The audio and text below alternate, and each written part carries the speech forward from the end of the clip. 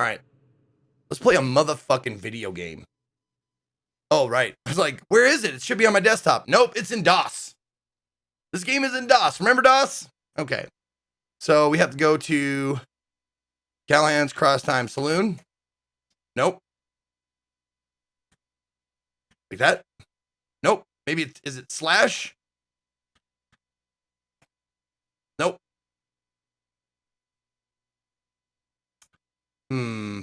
Which one? How did I get there? There we go.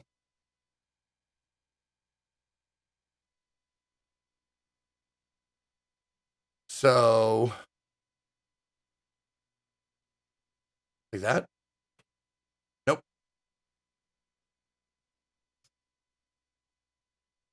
Oh, CD? CCS? Hey, there it is. Hey, coming through, Josh Ocom with the save. Can't open file. Oh, what happened? What happened? Oh, no. Oh, it's on CD. Oh, never mind. I guess it can open file. Sorry. I guess we're okay. I guess we're fine. Never mind.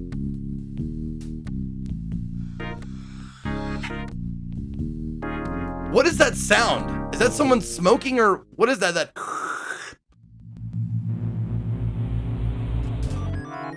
All right, skip intro.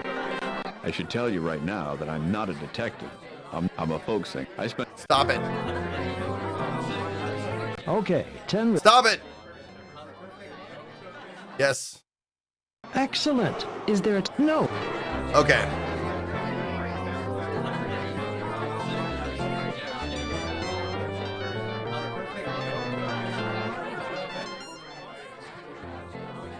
Oh, I am on the disc. You're right. I got to go from the C drive. Right. That's why, because I knew it was C drive. I knew it had to be on C drive. So we have to go to C:, and then CD. No. And then we have to go to, how do we get it to look like that? D:/CCS, but with a C instead of a D.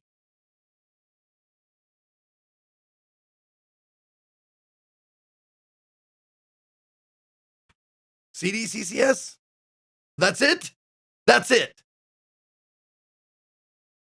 I didn't think it would be. I thought it would take it to the, God damn it. Okay, we're good. We're fine now. And here we are. Look at that. Here we are. Just fine. Everything's fine. Nothing is fucked. All right. When we last left you and Josie were among the landed in Brazil. We're among the landed? Okay.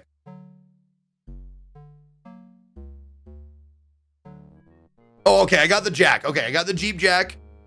The Jeep, that's its resting position, I guess. The Jeep stays there. Okay, there we go.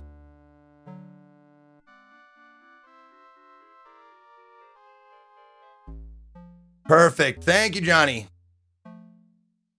Did we already do pole set or do I need to do that? Pole set.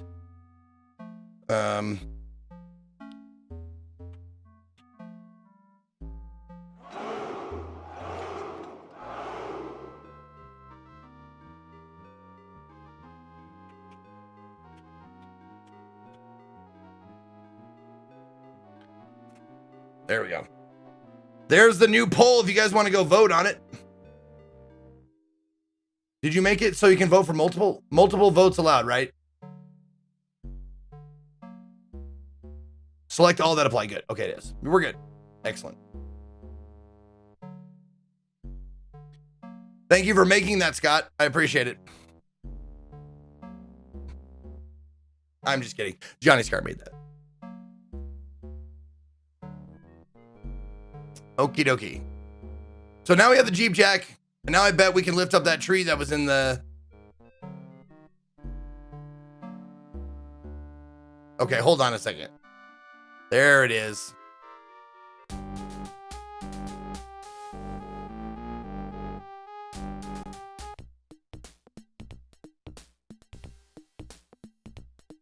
in West Philadelphia, born and raised. Okay, so look at the jack. See nothing special about the Jeep jack. How are you supposed to iron a tire with this? Oh, I wonder if I can open the boxes. You know, before I forget, let me see if I can open the boxes, the crates inside of the airplane with this thing.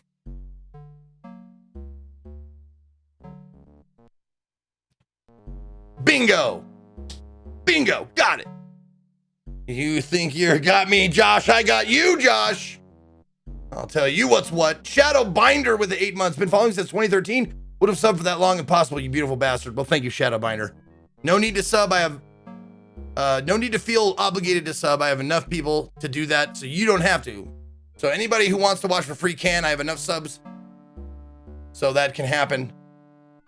Icus Monster, thank you for 31 months. If you'll be the Dom, I'll be the sub. Icus Monster.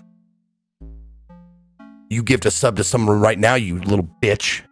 You little slut. You want to gift a couple of subs, don't you, you little slut?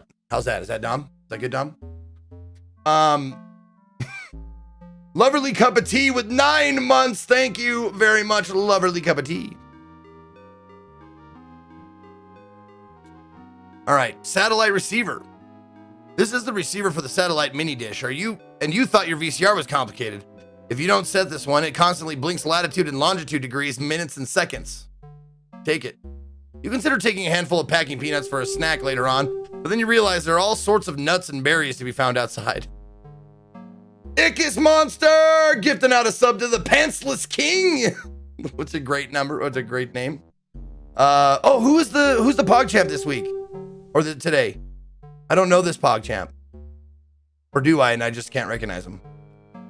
Anyway. Oh, Rock Your Socks loved it. Oh, it's Crip. Okay. I was going to say, they look familiar, but I watch almost no streamers that have like I think the only streamer I watch with like over 1,000 viewers regularly is Happy Hop. Most of the streamers I watch are like I don't know, mid-tier. Would that be like between 2 and 800? Would that be a fair assessment? Like that's mid-tier?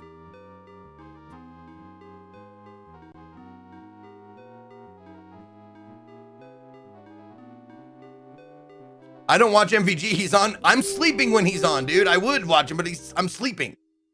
Every time he streams, I'm dead asleep. Like it matches up almost perfectly. Rock Your Socks gifting out 10 subs because she loves being dommed. Praise the Emperor, Broken Producer, Freak Town, Kanata Izumi, Madman 7, Emmy Lucian, Miley Macy J, Sephiroth 002, Sushi Saijin, and the Lucifuge. Hail, Berserkers! Man streams for 12 hours though. You can't sleep that much. I don't watch Twitch in the morning though. Maybe that's what it is. Okay, there's packing material. You love the new starch packing peanuts because you can eat them right out of the box and they taste just like most breakfast cereal. Oh man, hot take. Okay. No. Satellite receiver, take that. Your TV already has a basic antenna, and considering the quality of the programming, that's more than enough for you. Okay. Oh, satellite dish. What a value these satellite dishes are. You pay $1,000 for the hardware and installation, and then you have to subscribe to a service that costs more than cable, but has fewer channels and no local service. That only works on one TV at a time, and that won't allow you to record one channel while watching another. 1997 was a bitch, man. Can you tell I'm bitter? Well, I am, and I don't care who knows it. Take it.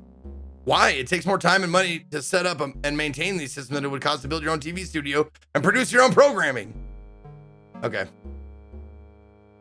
Several pulls of tire iron. The top of the crate comes off enough for you to pull it open the rest of the way. Among the styrofoam peanuts, and you find a very complicated looking remote control and various pieces of mounting hardware. Nothing. Okay.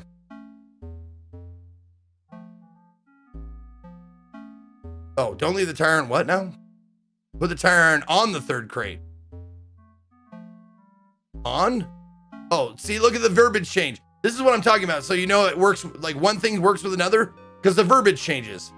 Open the second crate with the tire iron. Put the tire iron on the third crate. Put. Open. All right. Using the flat spatulate. Spatulate? Is that where, like, did you spatula? Or did you make up a word? Is spatulate a real word? Wed Neatuum, thank you for the 4 months. Welcome back. Using the flat spatulate tip of the tire iron, you pry the top of the bottom off the bottom on the top. Asshole. You pry the top of the bottom off the bottom on top of the crate, revealing the underside of a small refrigerator.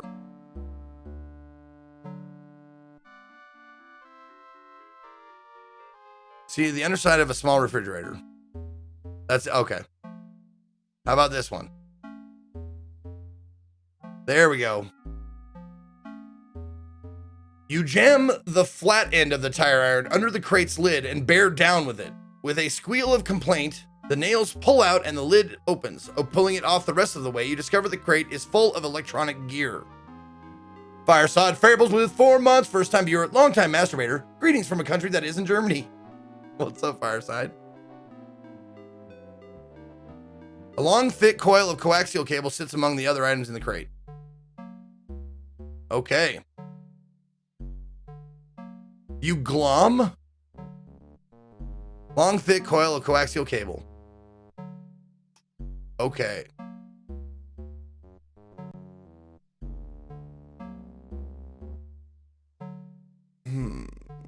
That light bulb is still fucking with me. I still think I can do something with that goddamn light bulb.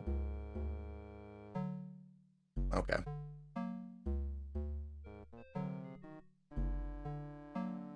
All right, let's get out of here. Head back up the mountain.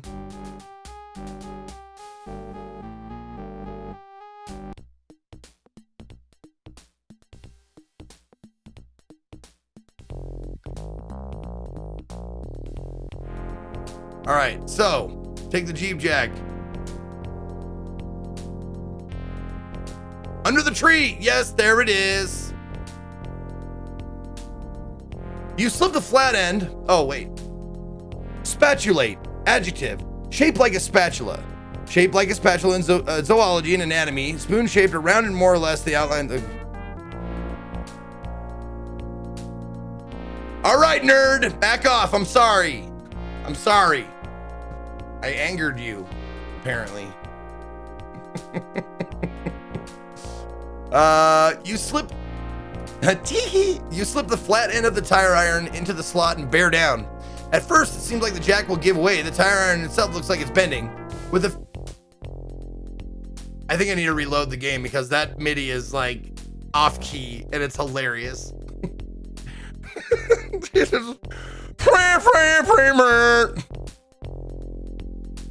All right. Within a few strokes, the gnarled tree begins to rise. Dirt and leaves patter to the stone floor. The jack's hold on the tree. The jack's hold on the tree seems tentative at best. You know, I might not change it. I kind of like it. You stop pumping just before the jack reaches its height limit, giving you just enough berth to slip underneath. Oh, really? You know, I don't know if I've ever seen berth used that way in text, but every time I've used it, I've always used, I thought wide berth, like give something a wide berth, or birth, like birthing a baby. Like I thought they were spelled the same. I didn't know they had a different vowel. Learned something today. Learned something. Josie looks with trepidation at the tree. You plant a foot on it and lean your weight into it, figuring that if the tree stays up, fine. Oh, if the tree stays up, fine. If the tree falls over, it will have rolled back enough to permit you to squeeze out the top. But the jack has bitten into the wood and seems solidly in place. Okay, cool. Let's save it. And let's quit. Reload it. Hopefully that'll take care of the MIDI issue. It often does. Because it's honestly, it's one of those words that I've always spoken or heard spoken out loud, but never seen it in writing, or maybe glossed over it when I saw it in writing.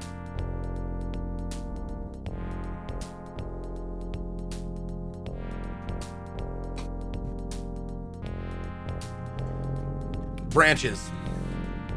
We no longer say trees are top heavy or overgrown. We say they're bushy and beautiful, or that they're trees of size, or that they're big branched. Yes, that's right. We had a PC revolution in the late 90s, didn't we? Where we were everybody's trying to be politically correct. I love it. Take them. You gather all the branches you can find. Well, there's my kindling. Do I have the pot still, or did I leave the pot? I'm gonna go grab the pot.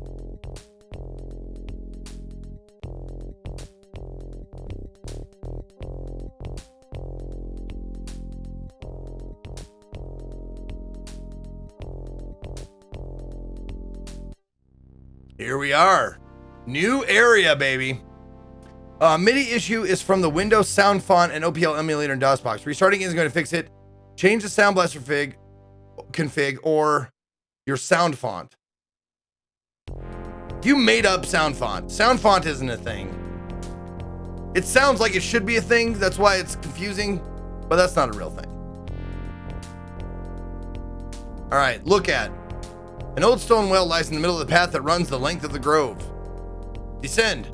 Josie ties one end of the cable to a tree and lowers you into the well. As you scrape against the sides of the well, you begin to gather slugs, slime, mold, and fat white larvae.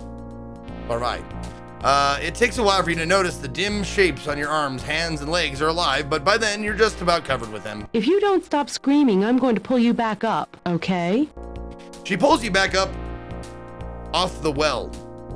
You lay on the ground chattering and in a fetal position for over 20 minutes while Josie peels the cornucopia of parasites from your flesh, your clothes, and your hair. Now, let us never speak of this again. Sounds good. Okay, so we're going to attach that to that. Looping the cable to the Collins mesh handle, you tie several big knots. Those are all slip knots. Trust me. There you go. You yank the cable to prove the strength of your knots. On your third and hardest yank, the cauldron slips out of the knots and clatters to the floor, making a horrendous racket that hurts your ears.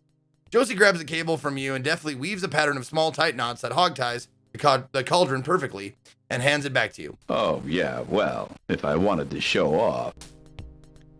Yeah. Google says sound font is indeed a thing. Oh, you can't trust Google, man.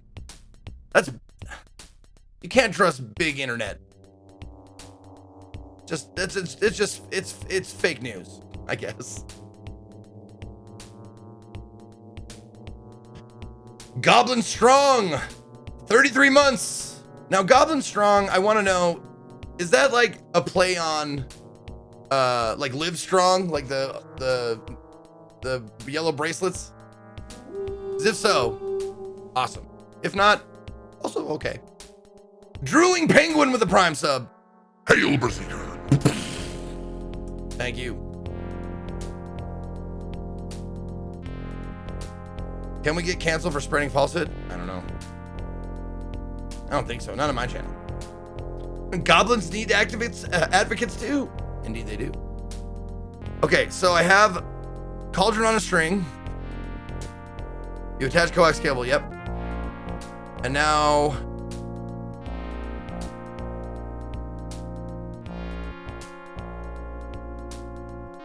Okay.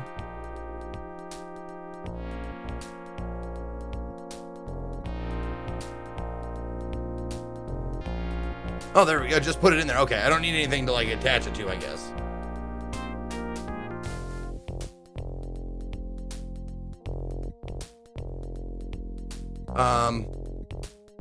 Oh, okay.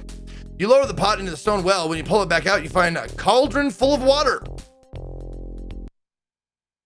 All right, we scored water. Jake, look. Reach for the sky. Reach for the sky, I say to you. I am warning you. Reach, or you will have your own blood on your hands. Do not try my patience. Do not try my patience Is that for Rob a longer Schneider? time. I just All realized. right, Is that don't Rob reach for Schneider? the sky. Very good. That sounds like Rob fucking Schneider, man. So, we meet again. Turn around. Oh. Well, it Take looks... the map out of his pants and toss it to me. You pull the map. You Phil Josie pull the map from your belt. Hey, time cop. And the walkie-talkie. The weight of the walkie-talkie is lifted from your hip. Hey, oh, he's taking... Every hero becomes a bore. He's taking useless Ralph inventory Waldo items out of my Emerson. inventory. Turn around again slowly. Thank Yeah, you. well, up yours too, buddy. David Mamet. Stop suppressing a laugh. Nice. You are in big hot troubled bottled water. I am going to get the authorities. Mr. Kiskolon, he's going to be very upset. Very upset. Fine. You go tell Mr. Kiskolon that we are very upset with him. We are very angry at him. So you go get him right now and bring him here right away. And bring the authorities with you. Okay. Don't go away. I'll be back as soon as I can. Guzman walks backward toward the entrance, trying to keep you in his aim as he does so. He trips, stands up, dusts himself off. It's okay. I didn't hurt myself. Finally, he squeezes under the tree and is gone. You and Josie look at each other, but you're not sure what to say, so you both shrug. All right. Okay. Thank you for having him take useless inventory items out of my inventory. That was very kind of you, Josh. Oh, cacao pods. This is how we're gonna make some chocolate.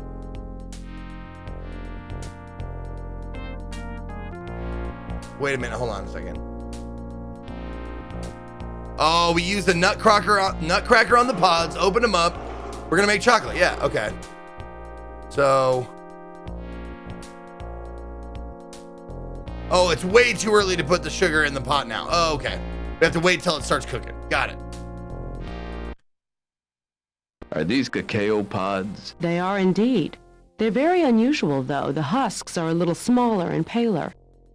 She takes a pod, puts it on the ground, and crushes it with her foot, exposing a few large mucilaginous beans. The husk is a lot more fragile, and the beans are larger, but there's fewer of them per pod. This is not Hershey's, if you get my drift. Oh. Nigritis, thank you for 40 months. Happy CD Ramathon. Happy CD Ramathon to you. Take it. There it is. You take some of the cacao pods. You and Josie crush the husk with your feet until you have a sizable pile of beans. Okay. A yuckier, more mucilaginous pile of beans you've yet to see. Mucilaginous. You couldn't just fucking say slimy, dude? I'm just kidding. I like when you choose words. Or when writers choose specific words. Tall stone walls enclose the grove on both sides, receding into the distance. Climb it. You clamber up the stone wall and look out over the top. In one direction, you see more forest and the sprawling ancient city. In the other direction, you can vaguely make out plumes of diesel exhaust from the heavy equipment in the distance. You ever played Return to Mystery Island games? I don't think so. Are they called Return to Mystery Island, or do they have a different name? You know how like the Game of Thrones books are sometimes called the Song of Ice and Fire, or Fire and Ice, whatever. Like no one really knows them as the Song of Fire and Ice, but most people will like, oh, Game of Thrones, okay. I like the sound of mucilaginous. It's like moist. There's a few people in my chat who do not like that word. Alcoves, possibly tunnels or alternate entrances of some sort, appear at fixed intervals all around the stone wall. You start to check the alcoves to see if they lead anywhere. They're choked with leaves, insects, nests, webs, made by either very large or very industrious spiders, vines, a variety of animal dens, and the occasional snake. You decide to forego further exploration until, and unless you are outfitted with a great deal of protective gear. 3 tiers of cacao trees on each side of the grove extend to the opposite end, hundreds of yards away. Branches aren't within reach, okay.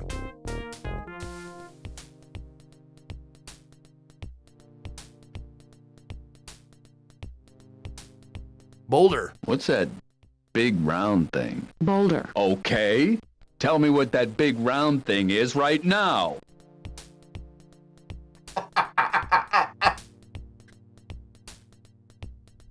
How does that feel, baby? Oh, lower. How does that feel, baby? You can't ignore the good. You can't ignore the cheap laughs. They're still laughs.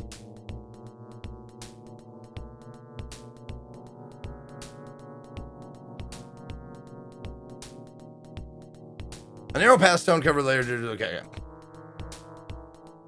Take the foliage. Foliage. You ain't get a few leaves, but your heart just isn't in that sort of wanton destruction. Search the path. You examine the path closely for trap doors, salvageable objects hidden by filth, hieroglyphic stones, keys, books, orbs, coins, plants with unusual properties, and animals that express an interest in befriending you. Unfortunately, the only trapdoor you find leads to another trapdoor further down the path. The hieroglyphic stones don't tell you anything, and you can't find any locks to fit the half-dozen keys you find. The books are too rotted to read, the orbs are broken, and the coins are all bent. Other than that, you find nothing at all.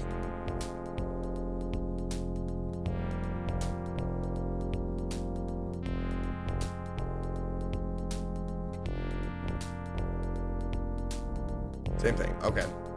So I can't go further over there. Looking straight up, the sky is bright blue, but looking towards the horizon, the wet swirling mist turns the sky an opaque white.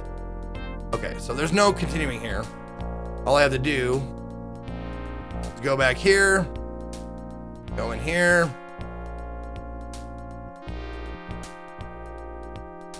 You put the arm on a branch to the fire pit.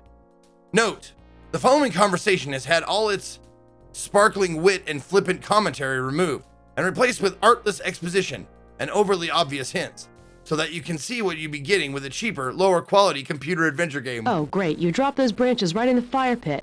Now you've got ashes all over them. They'll be useless. What shall we do with them? I'm sorry.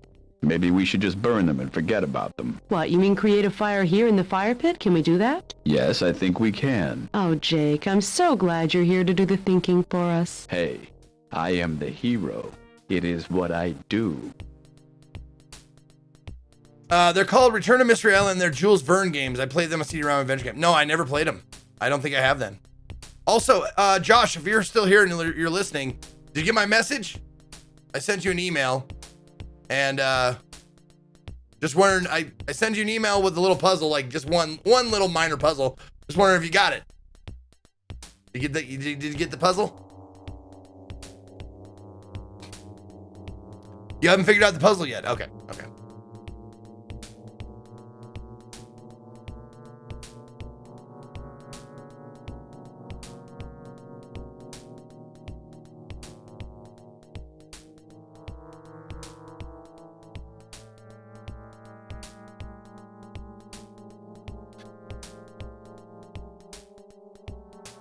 The end looks like John Doe, but they can't be right.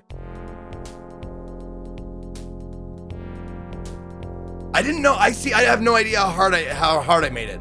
I was like, is this too hard or too easy? I have no idea.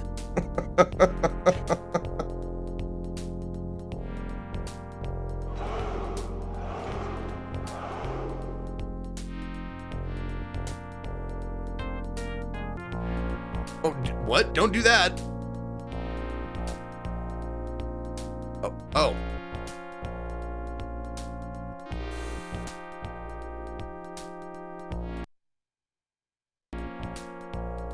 Every last bean is scooped in the cauldron. Your beans now look amazingly clean.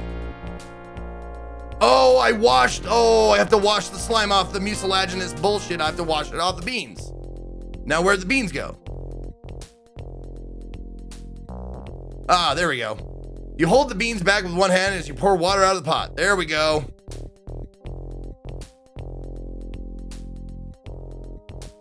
Now we can do it. Okay. Wait a minute. Hold on.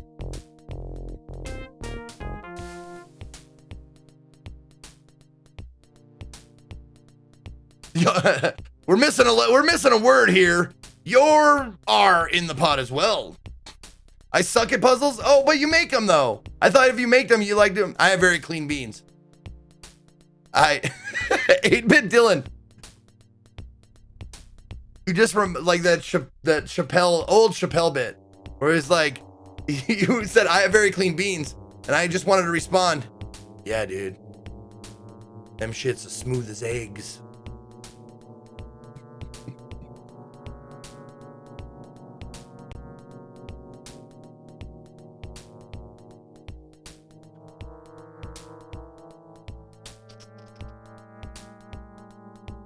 There we go.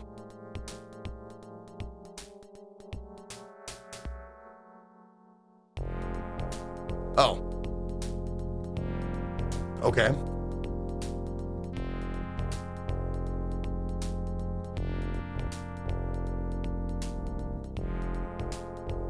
Okay.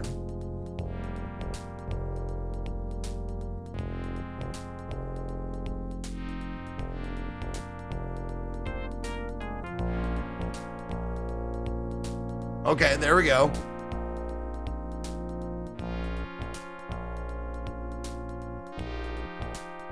Oh, it's still too early, huh? Okay.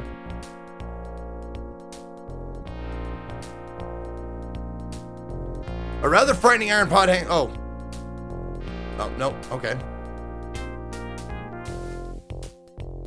So it is a pot. Oh, a pot is too hot.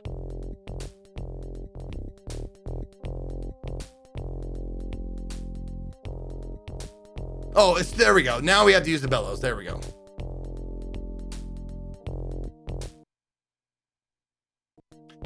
Now that the bellows is patched, you can use it to pump air into the fire, making it burn brighter, higher, hotter. The beans begin to exude an aroma. You and Josie take turns stirring them with a bamboo pole to ensure they roast evenly. When all the beans appear to be properly colored, no small feat in a room with so little light, you remove them from the fire and let them cool for a while. The clean beans have been roasted to peak of flavor perfection.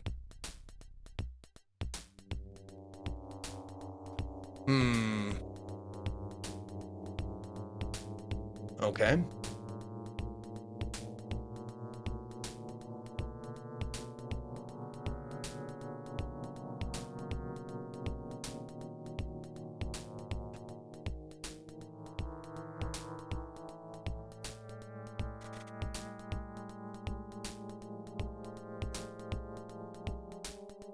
Yo, 60 the 7th, what up?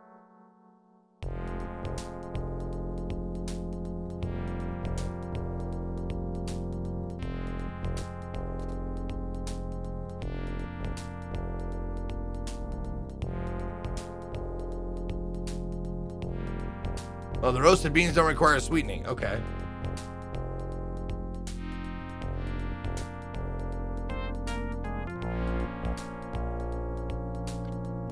She expels out of the repelled, defeated, or won over by the cacao. The parallels to your own situation are hard to miss. Right, okay.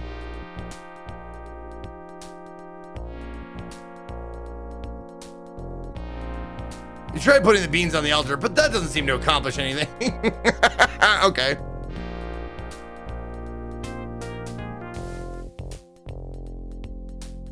No, okay.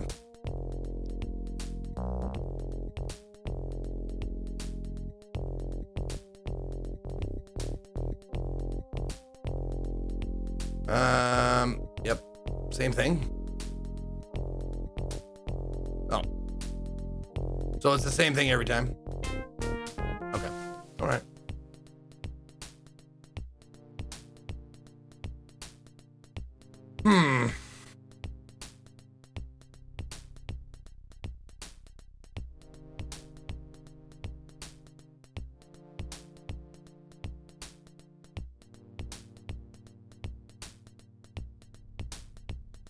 Out with it, Jake. Just say what's on your mind. Okay. You know what a crumple zone is? It's a euphemism for a really cheap, flimsy section of a car. Where are we Really, going with this? they make this out to be a feature. Where are we and going all with it is this? is a part of the car that's made of plastic or aluminum foil. Who are they kidding? The crumple zone is the entire inside of the car and the entire outside of the car. This is a non sequitur, right?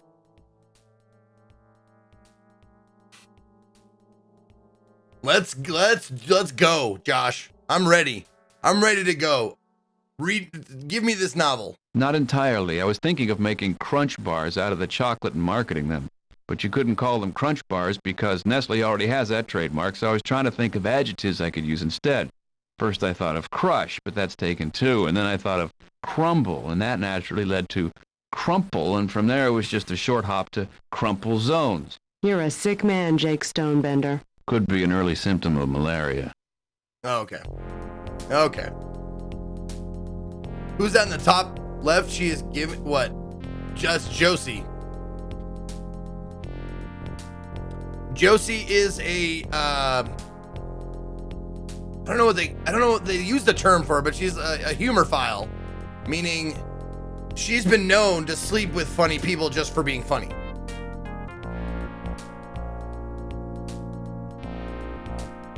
Humor groupie, there it is. She's a humor groupie.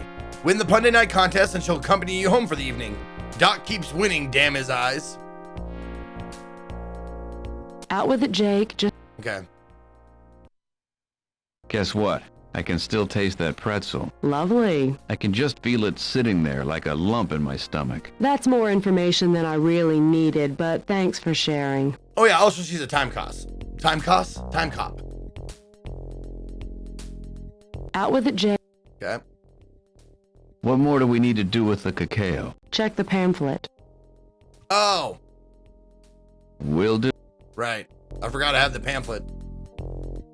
Out with it. What else we got? Is it caffeine yet? Not quite. We don't process the beans, we just process the nibs inside. Gotcha. I think. So, now do I use Nutcracker on them? Oh, there it is. Yes. Using Nutcracker to extract the chocolate nibs from the roasted beans. Okay, got it.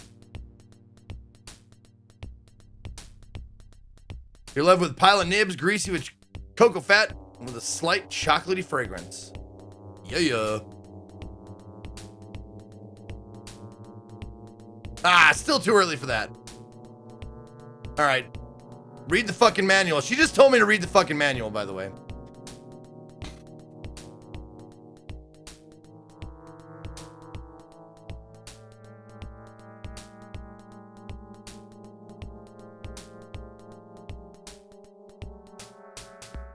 Pods water, okay. The bean is cracked with nibs. Their nibs are ground between enormous steel rollers. Okay. Okay. So.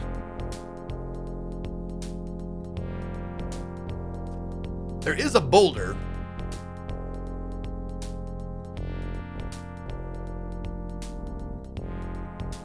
Okay. Oh, hold on. Just in case.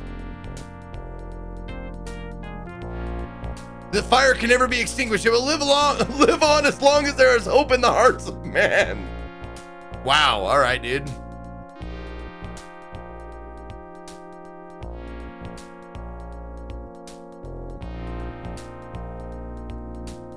Oh, okay. So I need something.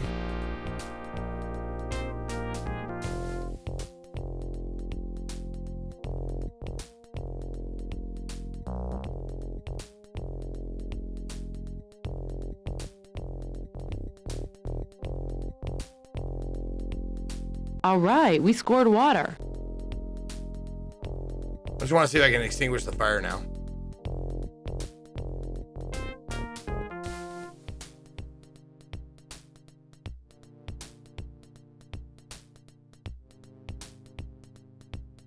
Wait, what?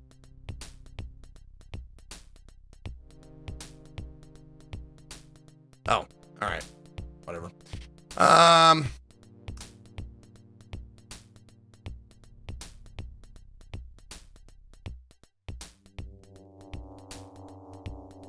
Oh my God, what? Galaxy fucking 200 IQ brain right here. Crunch.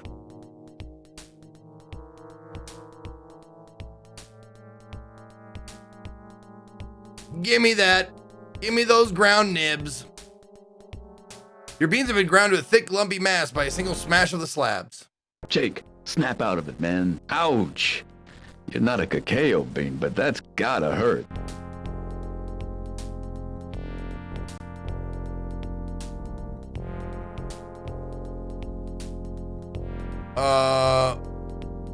Where are they?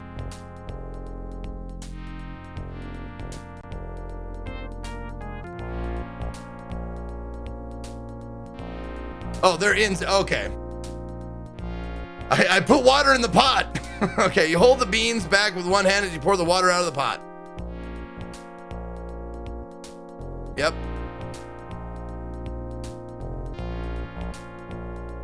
You put the sugar cane in the cauldron.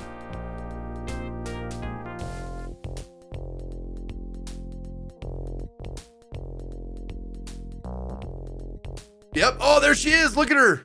Oh. Hey, smell that? God, that's incredible. Here, we have to conk them. A mere bag of shells. You keep stirring, and I'll use the bellows to cool the surface of the chocolate. Yes, sir, Mrs. Ghirardelli, sir. After a quarter of an hour of conching, when the aroma of sweet melted chocolate could not be any more heady, you remove the pot from the fire. Unmistakably iconic combination of ancient and modern technology. If you attach a coax, you have chocolate in the cauldron. Okay. Now. Nope. Okay. Oh, wait. Damn it. I thought we offered it to the gods or something. Is there anything about quite a chocoholic that you're not telling me? Nothing he'd like me to repeat, I'm sure.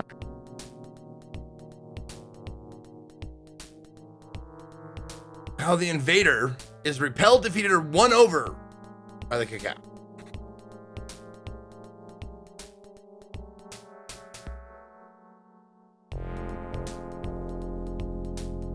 Please only pour the chocolate in appropriate containers. Oh, okay.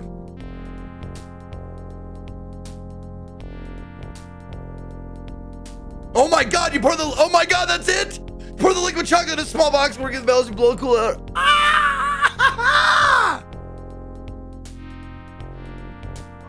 If you guess medical kit, go, oh, no. I have a fucking chocolate bar now. A bar of chocolate may be coarsely manufactured, but it's also the mellowest, smoothest, most delectable chocolate you've ever tasted. You're going to try making it last a long time by giving out only very tiny nibbles.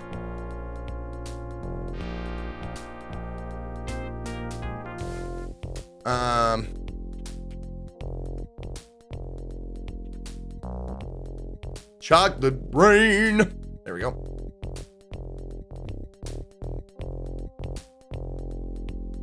Okay. I think I'm hearing voices. It's the chocolate. No, I don't think so. Not unless I'm suddenly bilingual. Not that there's anything wrong with that. No, of course not, but I could swear I hear voices outside. Oh my god. Not that there's anything wrong with that. Jesus.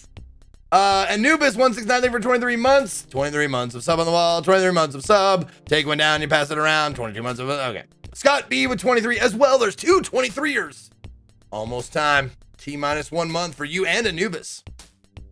Dig it.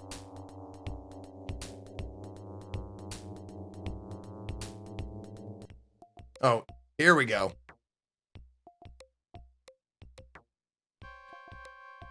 Are you guys? Oh. A disinterested Brazilian national consults a familiar looking map. Don't talk to them. They have work to do. Leaving. Okay. Crate of explosives sits open on the ground. Take it. As we move towards the crate, everybody stiffens. You'll never get away with it. Well, of course not. Guzman.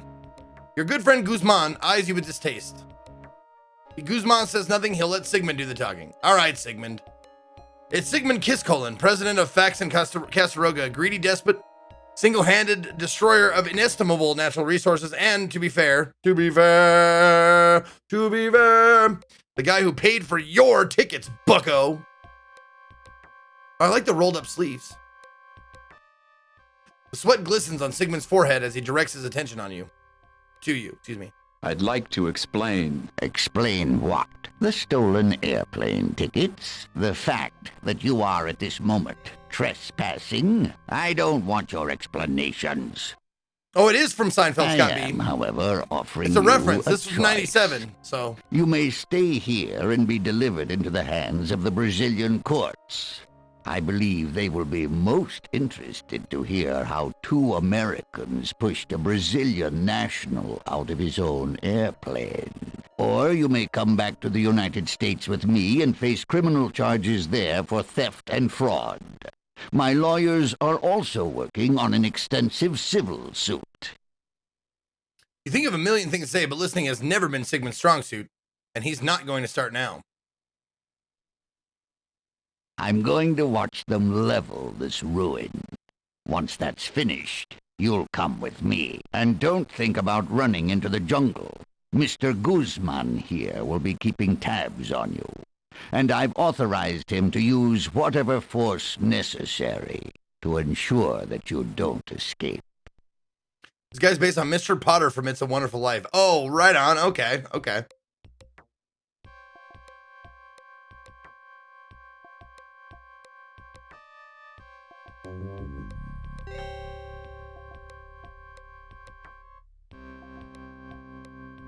Yeah, I didn't think so.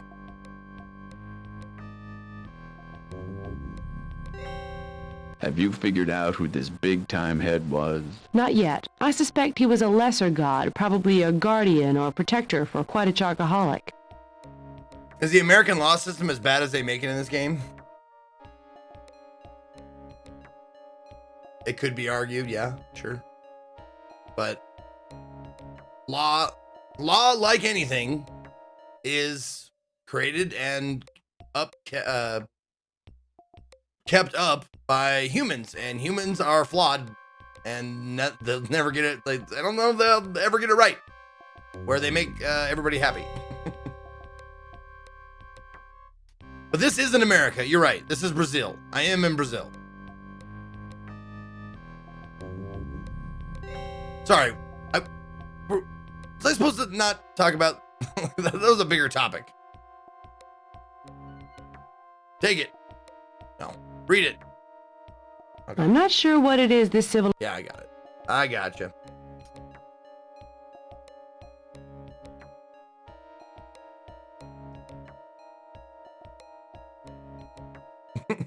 Damn it. I thought I might be able to throw that on there. Oh, if I give him the chocolate, maybe he won't explode the forest. It'll change his mind. What's this? It's a chocolate bar.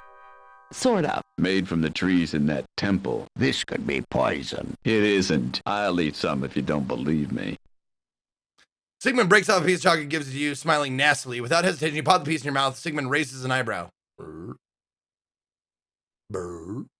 The chocolate is unlike anything you've ever tasted. The crudity of the manufacturer has left the texture slightly gritty, but you're virtually unconscious of the flaw.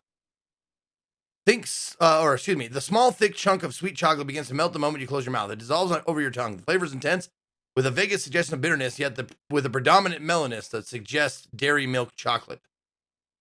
There's no milk in it at all, though. It's just cacao and sweetener. Nice smile, though. Kiss Colin, Josie, Guzman, everyone fades in the background. Every nerve in your body receives a wave of intoxicated pleasure from the indescribable melange of flavors. Your reaction must have been pretty convincing. Oh. Oh. Uh-huh. Oh my God, dude. A little ASMR for everybody. Oh. Oh. Oh. I hate it. I hate Okay, it. tasty break. Hello. Is this chocolate? That's exactly what it is, and it grows only one place on Earth. And you're about to blow it up and cut it down. Oh God. It's not the moaning, it's the Shut up. smacking lip sound. I fucking hate that. It's a trigger for me. Josie makes an appeal to Kiss Colin to spare the trees. Something about the chocolate makes blah, blah, blah. Not only does he promise not to cut down the trees, but then he vows to cultivate them and sell the pods to the highest bidder. Next thing you know, Josie shakes you. We can go back now. Okay. We got it. We did it, Jake. Yeah, okay. Good. Are you all right? I'm good. Can we take some of that chocolate back with us? I'm way ahead of you. Made a bar for each of us while you were in your rapture over there. Thank you, Jake. Oh, my pleasure. Josie touches the band on her wrist and the world fades to white. Oh shit, we're out. We out. Editor's note. What follows is a rather gushy scene in which Josie extols your virtues to the high heavens. We'll spare you the embarrassing details because we know how shy you are. To everybody else in the bar, you've only been gone 10 minutes, but of course you and Josie know better. Then Josie pops out for a moment. In the meantime, you recount your adventures with to the rapt audience at the bar, ending with the fact that you're not so sure the chocolate you returned with should be legal. It's that addicting. You also describe the Temple of Yarn. Doc points out that the reason the similarity with the horrendous pun about what's Mayan is urine, but we'll skip to that. We'll skip that too. Josie pops back into the bar, more ecstatic than ever because she says, "We've done it!" She tells you that Fexin chocolate is alive and well in the future, and the government had to make it a controlled substance. Kiss Collins keeps his word up to a point. As she explains, he dies in about another 10 years, weighing in at over 100 or 1,100 pounds, 1,100 pounds. They couldn't get him into a cemetery. They just cut a few strategic slits in the frame of his house, let his body fall down to the basement, and buried him there. You feel great for having helped Josie, but of course, your work for tonight is far from done. Oh, is it? Oh, good. Okay.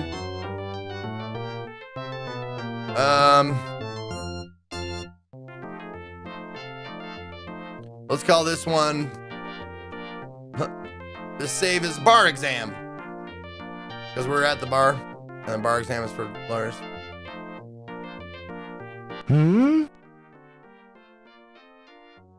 Oh.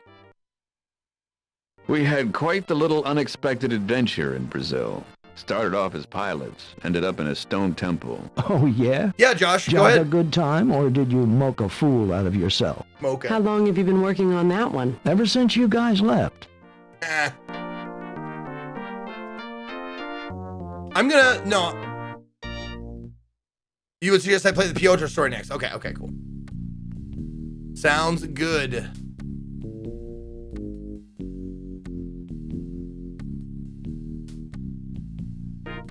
Okay.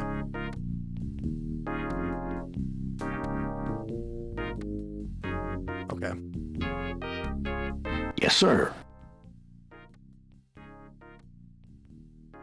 I've been to Brazil, Noah. I've stared death in the face and watched him play solitaire. I can tell. You mean because I have a more confident attitude and a more worldly-wise demeanor?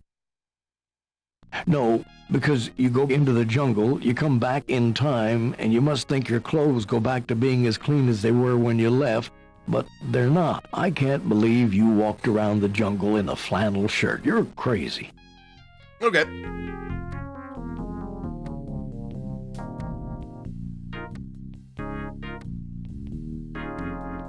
Good job, Jake. You couldn't have done it without us.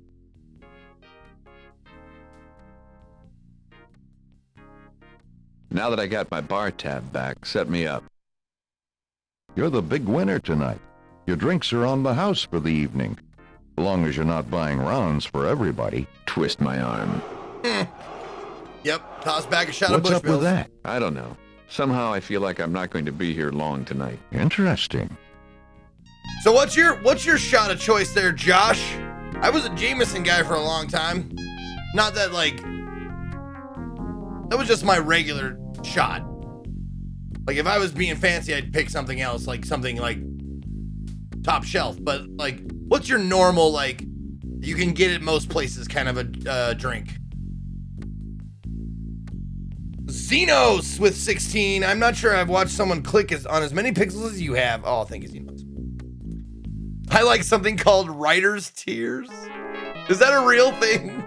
Oh, I know writer's tears are a real thing. Trust me. But I'm saying, is it a real drink? Hello to my number 2 streamer. Well, thank you, Glooch Victor.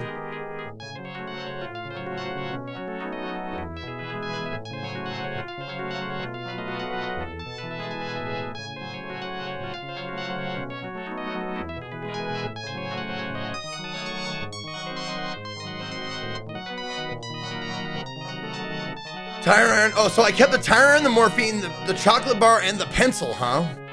Interesting. Eddie, buddy, Eddie. Yeah? Eddie.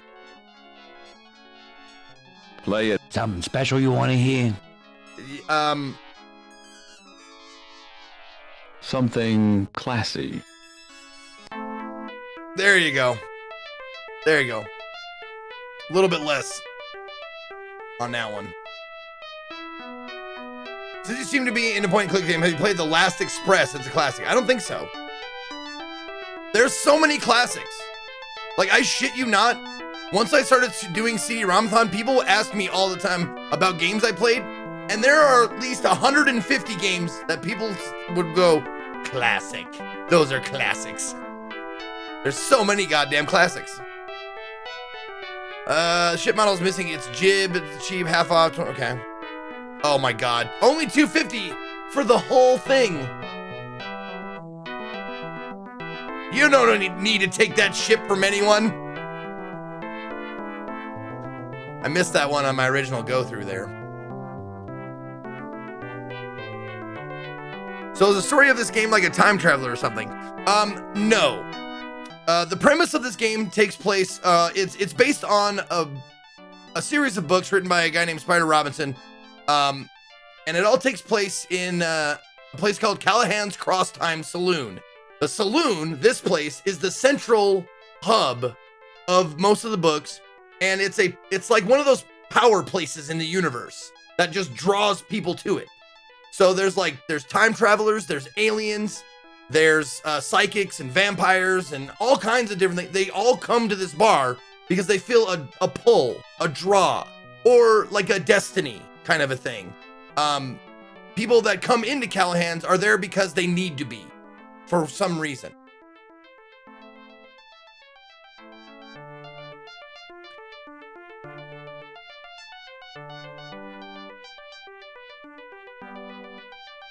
But the bar itself is just like a really cool, like, Irish pub.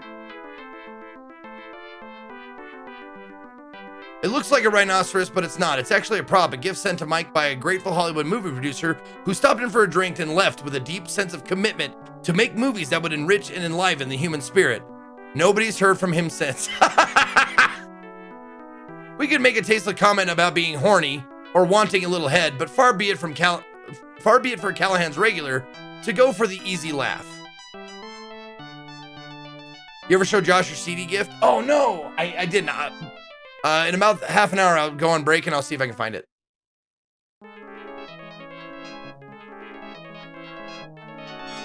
Okay, let me... Hi, Jake. Remind me not to go out with you to pick up a pizza. You'd probably end up in Italy battling the mafia. Hey. No, sir. Not me. It's okay. You've done your good deed for the day, and no good deed ever goes unpunished. She winks at you. This gives you a pleasant little warm feeling inside, knowing that you won't have to wake up alone tomorrow. The Last Express is actually on Steam. No CD-ROM needed.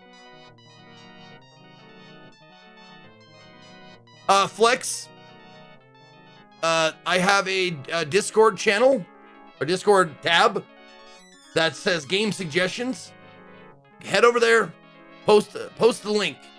That's where I look for all the games that I want to check out in the future.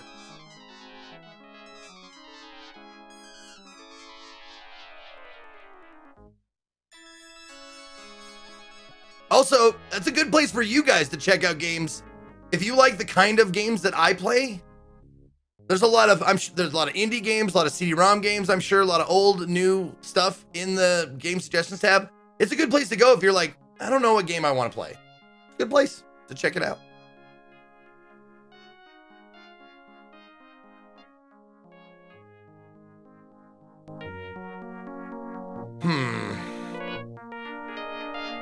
Hello?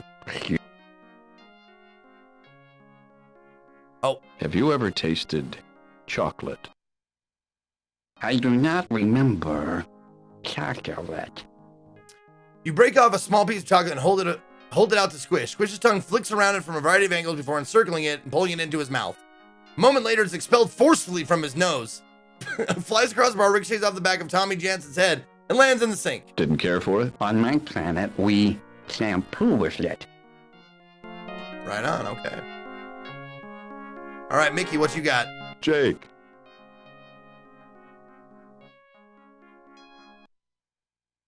Want to try some homemade chocolate? That stuff has no effect on me. I tried it once, years ago. Maybe you didn't inhale.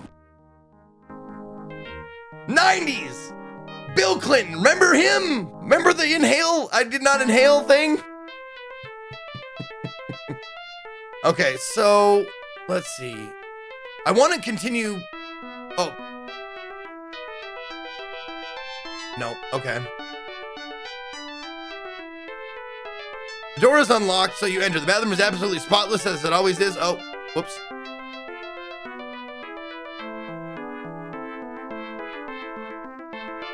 Oh, there we go. Absolute spotless as always is. You do your business, wash your hands, re-enter, apply siding. Like some of the trashy sophomore comedy games, we will not be showing you any excretory animation. You'll just have to use your imagination. Okay, there we go. Tommy's still highly non-competitive.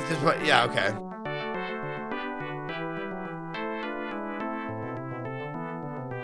He doesn't want to talk. He doesn't want to talk either.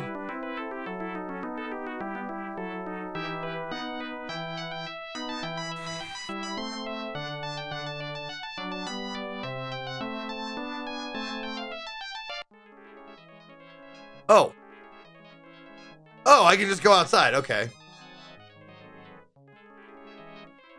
Oh, but there's... I can't move ahead here. Okay. Callahan station wagon looks like a beater, but there's a lot going on in the hood, just like the man himself.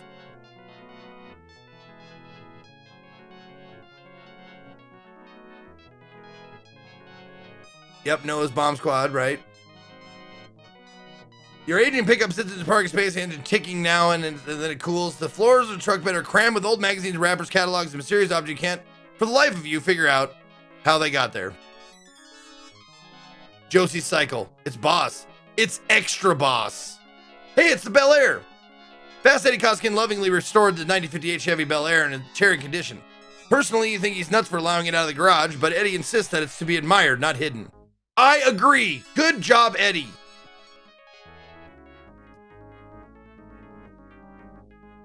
All right.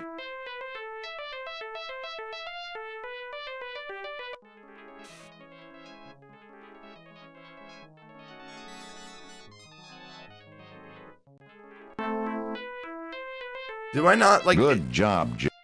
Oh, what now? There we go. So, what now? What now? Well, that's up to you. Here we go. There's a lot going on tonight. I forgot. Such as? Well, let's see. Josie's all in a snit over something. You could see what that's all about. I already did it. We've got the two drop-ins. They could probably use some chatting up. Or you could go Here we see what's go. keeping Piotr. The quest giver. Of course it's Mike. Want me to go see if Piotr's home? You know, he's been down lately. How can you tell? Yeah, he's cynical, but this is worse than that. I wonder... This is Callahan. Well, okay. This is Mike Callahan Figure it of this way. Callahan's Place. The guy is, what, Callahan 80 Saloon. years old? 100? 200? And he's alone.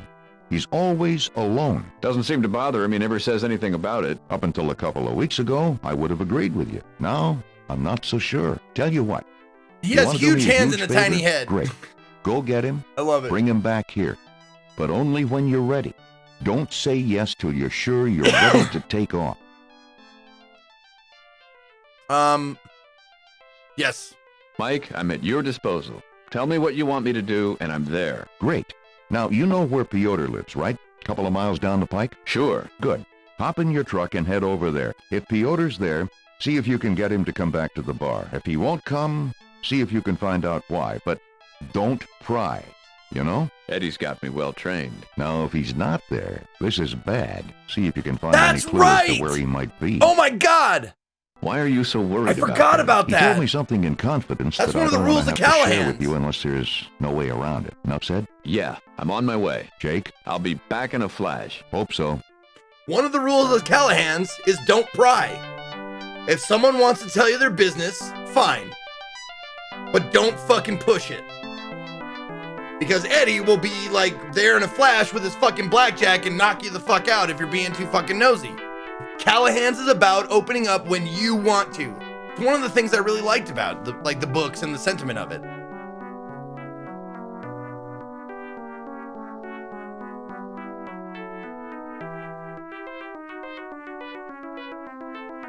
Okay. Drive it.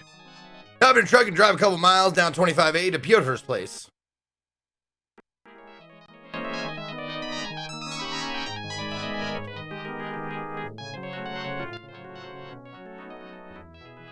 Okay. Just until we get a change of scenery, I guess. The 87 Ford CA series was the only one to come with a factory-equipped coat hanger antenna. This has the clever advantage of making it very unlikely that anyone's going to try and steal it. You pull the antenna out of the hole, there goes your high-fidelity sound system. Excuse me. Is that a pry bar in your inventory? Oh, that's funny. That's a good one. Asra crate. The crate is stenciled Asra levitation. You examine the crate carefully, but it seems to be nailed solidly shut. Oh. For a crate marked levitation, it's pretty heavy. In fact, you can't lift it. You knock on the crate. Piotr, are you in there? Apparently he isn't. The driver gives you an odd look. The driver?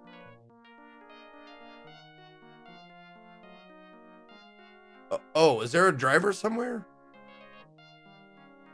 Ah, there he is. Gotcha. The sound driver.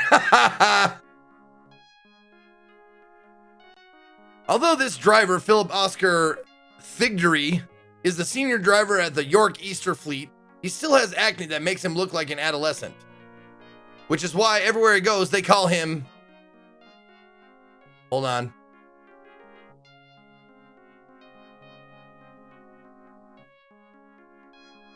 What was his name again?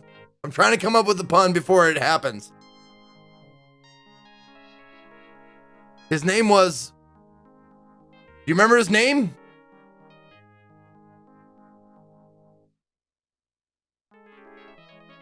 Thigdery.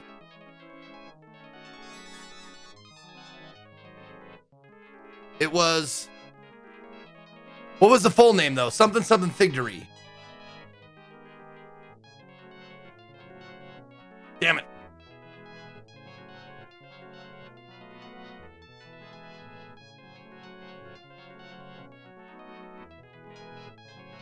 I guess I'll just, okay. Ready? Phil O'Thigdery, the acne of the fleet.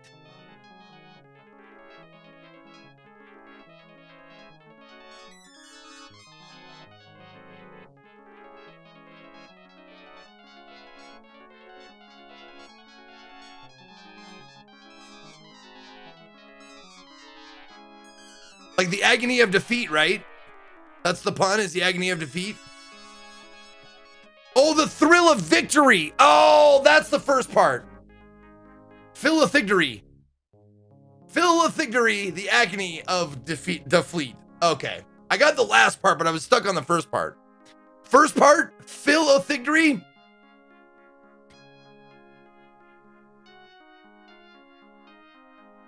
I'm just going to shake my head derisively.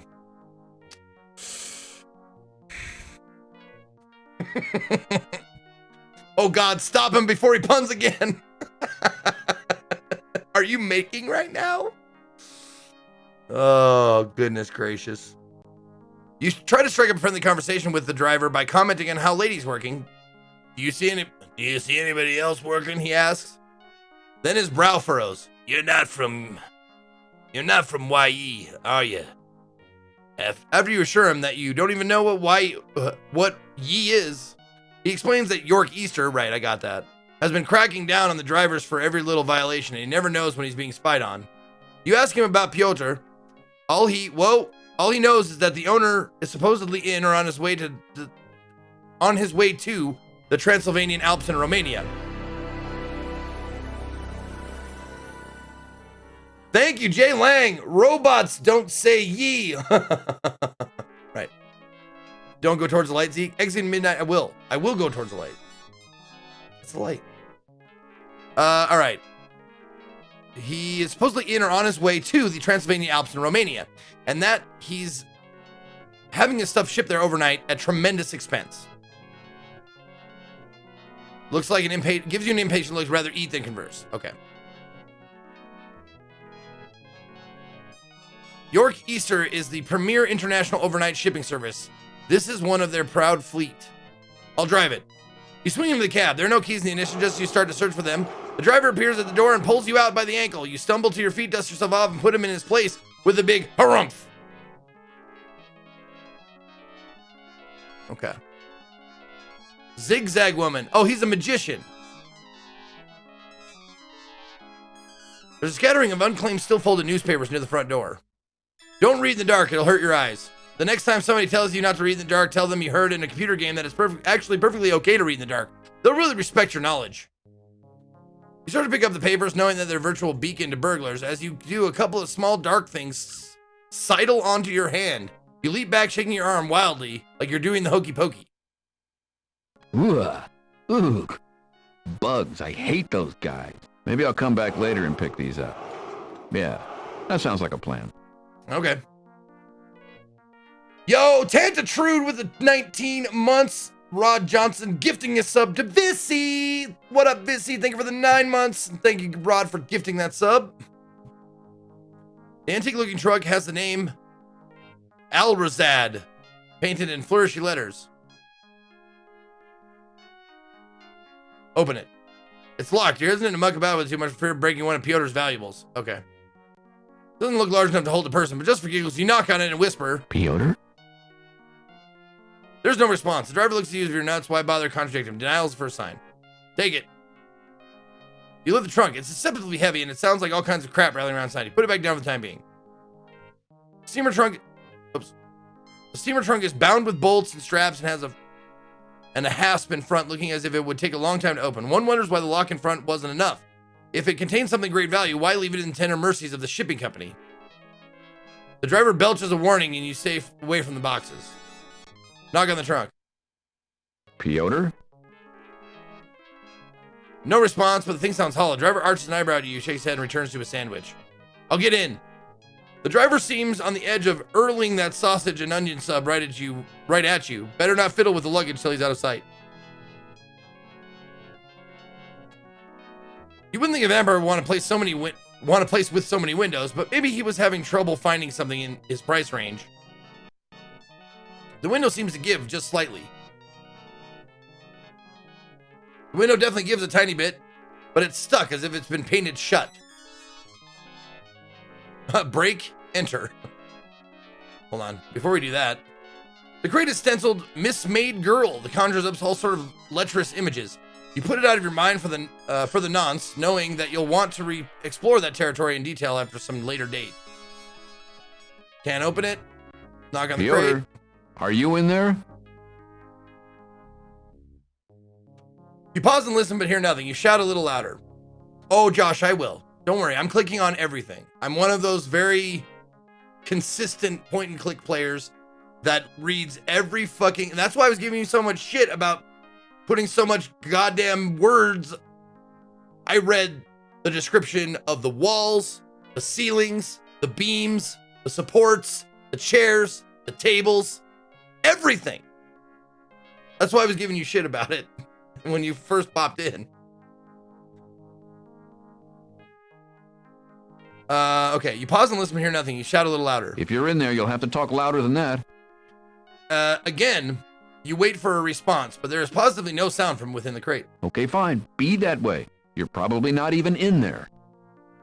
Nose driver staring at you. You glance at him and he looks quickly away, pretending to nonchalantly eat his sandwich. Well, and also, Josh, just so you know, like, my style of doing these kind of things is once everything is read, once everything is looked at, in the room, wherever I'm at, then I will try to leave said room or move the thing forward. So I'm purposely avoiding the door. According to the writing on the side, the crate is carrying a spider girl. Don't let spider girl out. She might bite.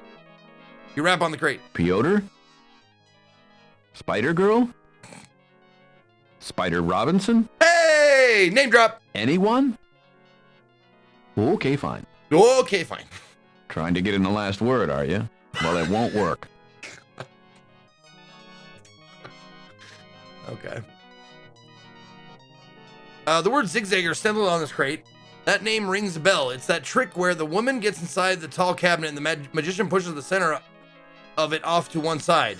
Why does the magician feel a need to mutilate women? They must have had terrible childhoods. You're amazingly patient player. Well, I'd say it's honestly, and I'm not trying to like contradict you or whatever, but it's less patient and more thorough. Like, I'm a good player and thorough. There's a part of me that hopes not every single thing has a description. But if it does, I'll read it. Begrudgingly or not, I'll read it.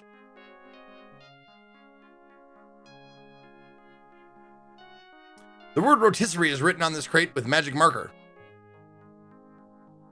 This most well-packed rotisserie you've ever seen. You wrap on the box, but hear nothing but metal rattling around inside. You pick up the crate for a moment, it's surprisingly light, which explains why Piotr is always singing. Oh God. You pick up the crate for a moment, it's surprisingly light, which explains why Piotr is always singing. It's a rotisserie in a box. What could he always be singing? Oh my God, there it is. He ain't heavy, he's my broiler. Oh my God. The pain! That's what, you know what? That's what we need. Hold on. For this game, for the remainder of this game, I need a sound effect. I need a sound bite.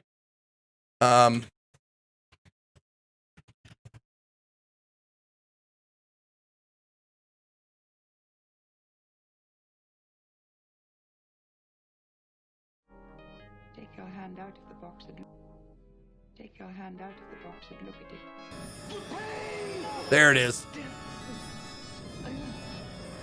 Okay.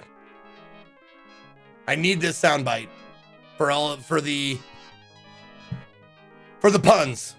Well, no, I need mixer. Yeah, there we go. Just for a second. For just a quick second here. All right. Make this. All right, hold on, let's see. No, I want to keep that one. Look at this photograph! I want to keep that one. Shit the bed on my home. Nice cock. Might have to get rid of shit the bed. I think I'm going to get rid of shit the bed for now. And don't worry, all these sound bites are safe, so if I want them back, I have to go through them and label them someday. All right, here we go.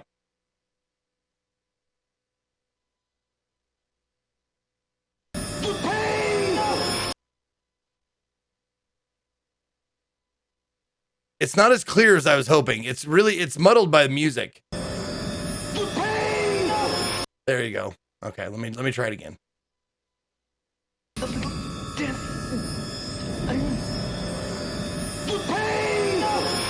Okay. Now I gotta cut it properly. It is A bottom left.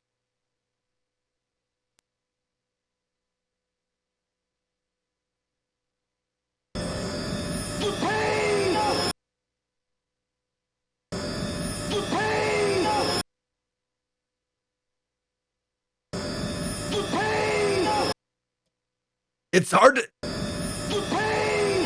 hard to realize what it's saying though. Or it's hard to recognize what it's saying because it's kind of muddled. Okay, I mean that's good enough. We'll keep it for now.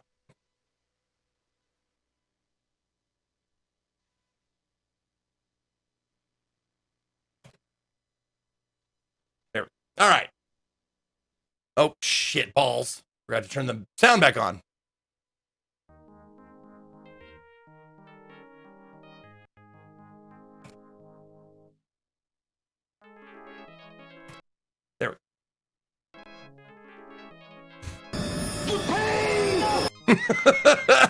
The pain!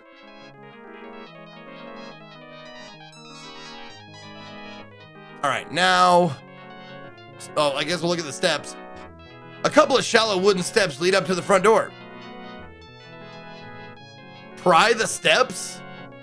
You attempt to get the steps to tell you a little something about their private lives, but they refuse to open up to you. Come on!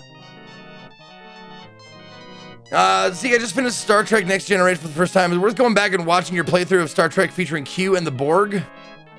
I'd say yes. The Star Trek games are great. Great content. Great CD-ROM games. I had a lot of fun. Find a clip. You know what? Hold on. I got a better idea. I think this one is probably quieter, but oh, it might not work. Hold on. Hold on. It might not work, but we'll see. Let's find out.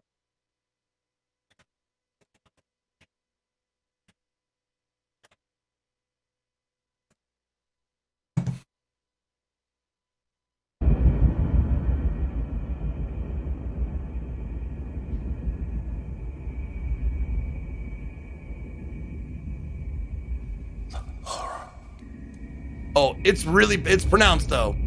Oh, that's good. Okay. 1 second. Okay.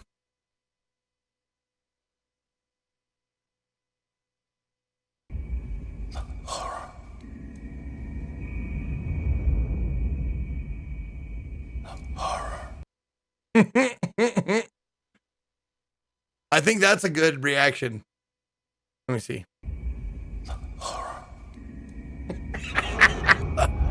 The horror. It might be a bit long, but whatever.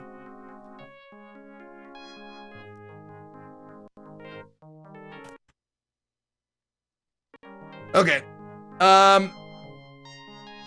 Zuckus, thank you for 89. My favorite time of the year when the resolution is always too high compared to the game. Yep, indeed it is. Indeed it is. Okay, hold on.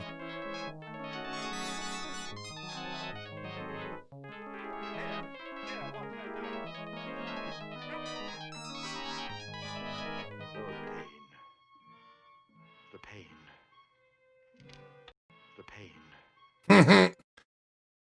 I would use it, but it's before my time. What is? Oh, there was a survey. What was the survey? The pain. The pain. All right. Piotr's house is an old Victorian style and good condition, small and neat. It has been unoccupied for about a week. All right, let's. Oh, here's the. Oh, look at all these. Okay, here we go. All right. Let's let's do this first. Turn that down a little bit. Piano player's going fucking nuts, man. All right, look at it. This is the front door to Piotr's house. Open. It won't open. Unlock. You don't have the key. Kick in. You're not exactly David Carradine. Kung Fu. Jiggle. It jiggles. Pound on. You vent your merciless wrath on the front door. Remove hinges from. The hinges are on the inside. Burn down. It's flame-proof. Jimmy. It's Jimmy-proof. Cheddar. We don't have much call for that around here. That's lost on me. I don't know what cheddar is.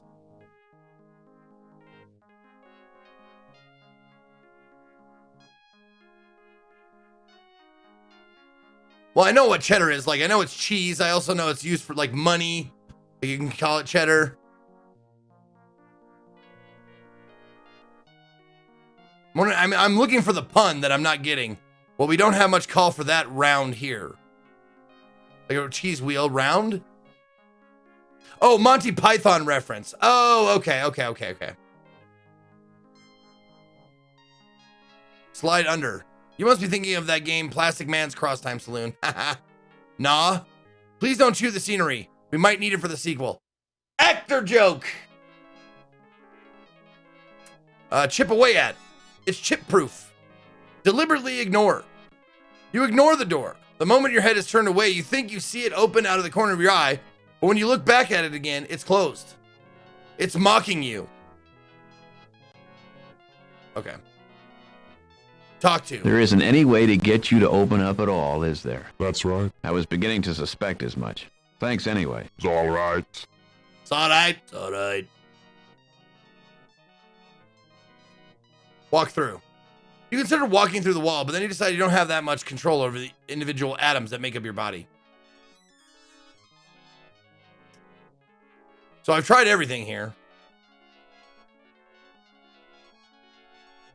Let me look at this. Okay. Try to unlock the door of the hangar, but no success. Okay. Oh, the mail. Wait, there's a mail slot, right? No? Okay. Nothing in the mail slot. So I'm guessing. Open.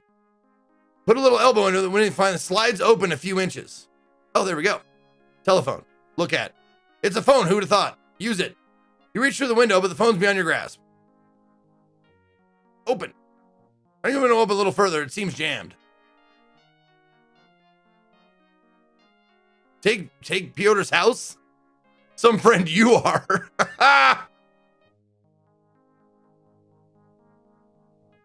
Enter the window. It won't open far enough for you to wiggle in, so you just don't have the boyish figure anymore. Okay.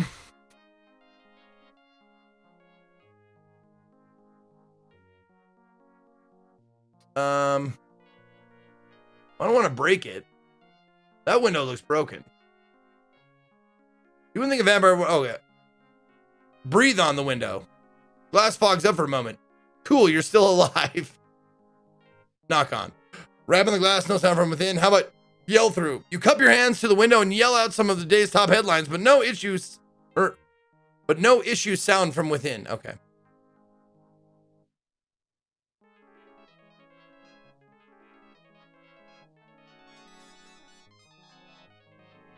Okay.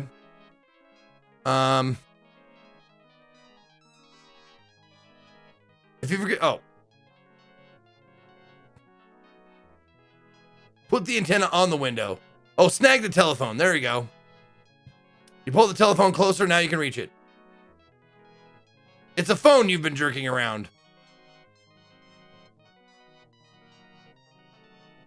Oh, come on! All right, it's break time, but before I go to break, Josh, hold on. Let me put this back up here. Josh, of all the numbers, you left out Transylvania 65,000 or 6,500. I don't remember the exact, what is 6,500, I bet. You left it out? You didn't put it in, that's like the, come on, man, come on.